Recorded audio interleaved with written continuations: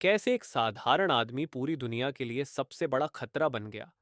Hitler the rise of evil film में दिखाया गया है कि एडोल्फ हिटलर ने किस तरह सत्ता हासिल की और द्वितीय विश्व युद्ध की नींव रखी।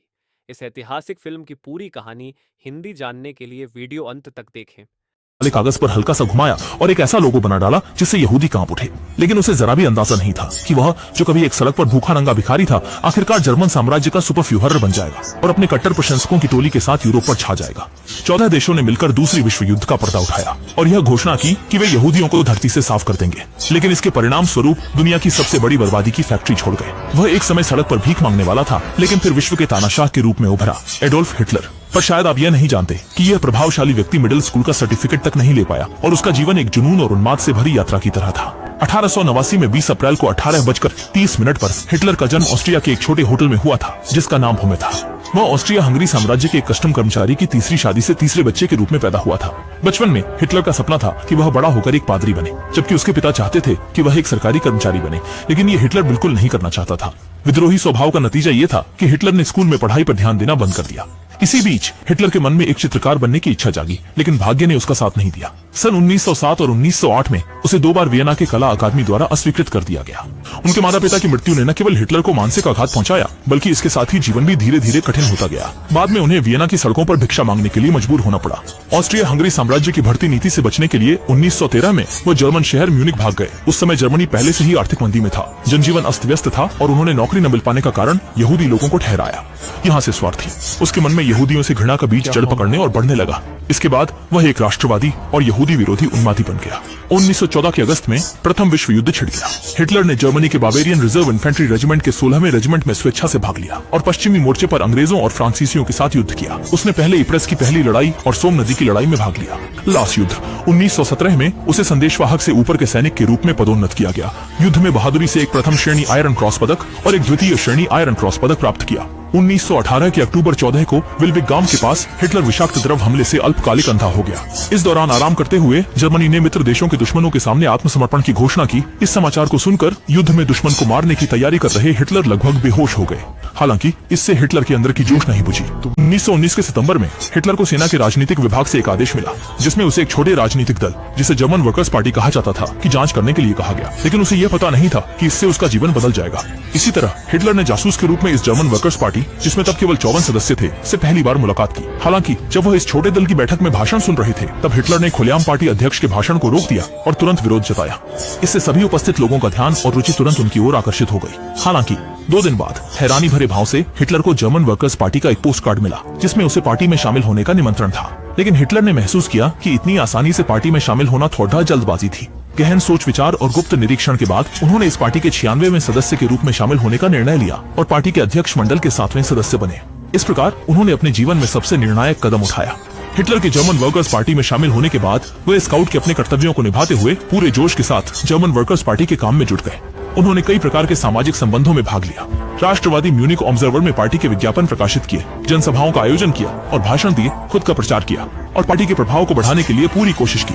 हिटलर ने जनसभाओं में अपनी उत्कृष्ट भाषण कला का प्रदर्शन किया और उनकी यहूदी विरोधी राष्ट्रीय सिद्धांत और अपनी अत्यधिक प्रभावशाली वाक्पटुता से जीत हासिल की, जिसने एक बड़ी संख्या में विश्वविद्यालय के छात्रों, छोटे व्यवसायियों, अधिकारियों आदि को उसके प्रशंसक बना दिया। और उसी समय जिस पार्टी में वो था, जर्मन मजदूर पार्टी, उसकी ताकत तेजी से बढ़ गई। इसलिए पार्टी के अध्यक्ष ने बाकी सभी के विरोध को नजरअंदाज करते हुए हिटलर को प्रचार मंत्री नियुक्त किया। हिटलर के हाथ में शक्ति आने के बाद उसने पार्टी के भीतर अपनी नेतृत्व की स्थिति को और मजबूत करने की शुरुआत की। उन्होंने मजदूर पार्टी के दैनिक प्रबंधन कार्यों को पुनः व्यवस्थित किया और फिर नाजी पार्टी के अध्यक्ष के लिए नए 25 सूत्रीय घोषणा पत्र का मसौदा तैयार किया। मुख्य स्वर यहूदी विरोधी था और इसकी सामग्री में यहूदियों को छोड़कर लगभग सभी समूहों को थोड़ी राहत मिल सकती थी। उसने जर्मनी में उस समय प्रचलित राष्ट्रवाद और समाजवाद की 2 धाराओं का उपयोग किया और 1920 के फरवरी 24 को जर्मन वर्कर्स पार्टी का आधिकारिक नाम बदलकर नाजी पार्टी कर दिया। 1920 के मार्च 31 को हिटलर सेना से सेवानिवृत्त हुआ और उसके बाद उसने अपनी पूरी ऊर्जा को नाजी पार्टी के कार्य में लगा दिया।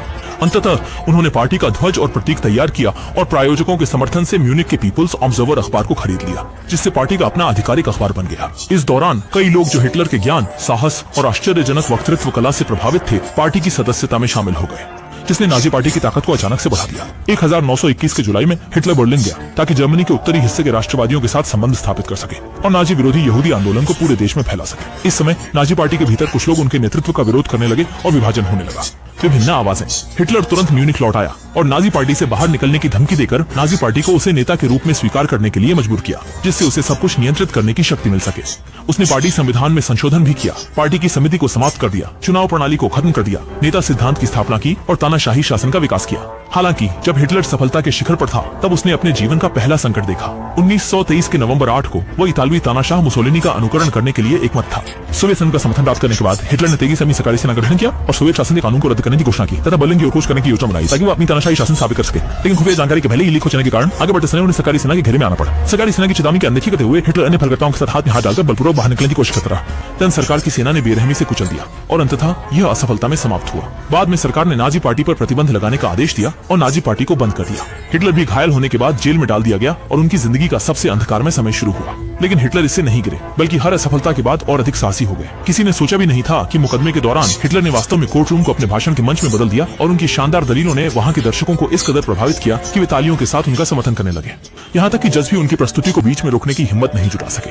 इससे भी अधिक, जब वर्ष अप्रैल की पहली तारीख को अदालत ने अंतिम फैसला सुनाया, तब हिटलर को जिसे वर्ष की कैद की सजा होनी चाहिए थी।